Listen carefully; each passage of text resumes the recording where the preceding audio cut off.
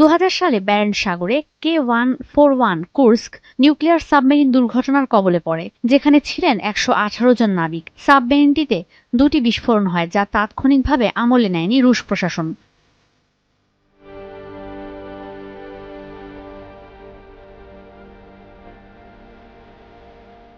ক্ষমতায় আসা পুতিন ছিলেন অবকাশ যাপনে। কিছুদিন পর ব্রিটিশ আর নরওয়ের ডুবুরিরা সেই সাবমেরিন খুঁজে পেলেও জীবিত পাওয়া যায়নি কাউকে। এই ঘটনায় বেশ তোলপাড় হয়েছিল আন্তর্জাতিক অঙ্গন। চরম সমালোচনার মুখোমুখি হতে হয়েছিল পুতিনকে। 24 বছর পর 2024 সালে এসে আবারও সেই কুর্স্ক নিয়ে উত্তেজনা। যদিও এবারের প্রেক্ষাপট কিছুটা ভিন্ন। দ্বিতীয় বিশ্বযুদ্ধের পর এই প্রথম ইউক্রেনীয় সেনারা কুর্স্কে অনুপ্রবেশ করেছে। শুধু কুর্স্ক নয়, ইউক্রেনের সেনা অভিযান শুরুর পর ঘটেছে আরও অনেক ঘটনা।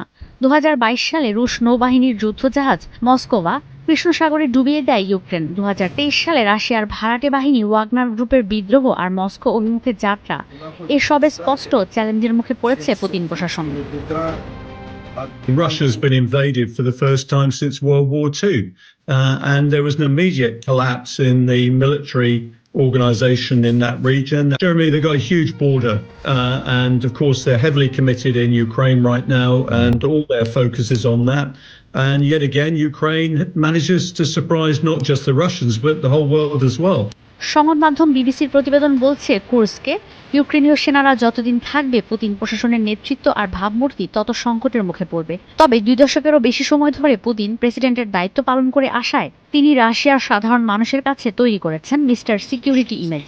ইউক্রেনের সেনা অভিযানকে সাধারণ মানুষের কাছে প্রতিষ্ঠা করেছেন দেশের নিরাপত্তা বাড়ানোর উদ্যোগ হিসেবে। কিন্তু পরিস্থিতি বলছে ভিন্ন কথা। সুইডেন আর ফিনল্যান্ড উত্তর আটলান্টিক প্রতিরক্ষা জোট ন্যাটোতে যুক্ত হওয়ায় এখন রাশিয়ার সীমান্তে ন্যাটোর সদস্যদের উপস্থিতি বেশি। রাশিয়ার অনেক শহর ইউক্রেনের ড্রোন হামলার শিকার হচ্ছে। এখন আবার ইউক্রেনের সেনারা প্রবেশ করেছে রাশিয়ার সীমান্তবর্তী শহর কুর্স্কে। এরপরও দেশের জনগণকে নিরাপত্তা নিয়ে উদ্বিগ্ন হতে নিষেধ করছেন পুতিন। সেনা অভিযানকে নাম দিয়েছেন অনুপ্রবেশ। স্বভাবতই প্রশ্ন উঠেছে, এরপর কি করবেন রুশ প্রেসিডেন্ট?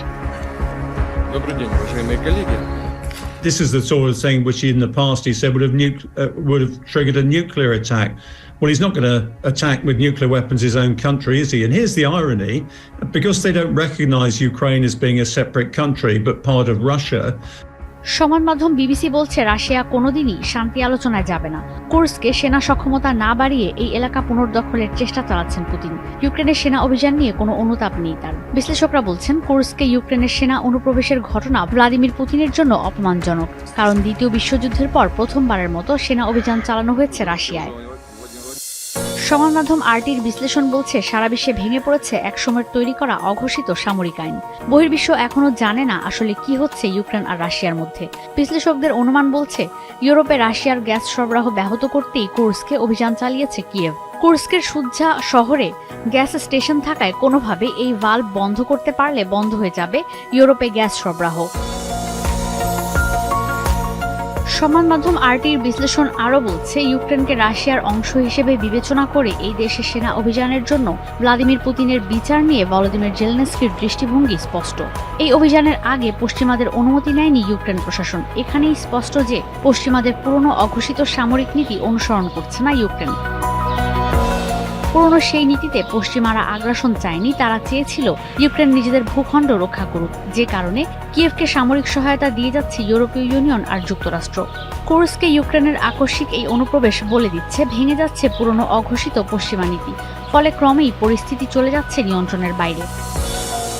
ঈশিতা ব্রহ্ম, এখন বিশ্ব। 250-টিরও বেশি ডিজাইন অপশন নিয়ে ওয়ালটন স্মার্ট ফ্রিজ, বোঝে আপনার প্রয়োজন।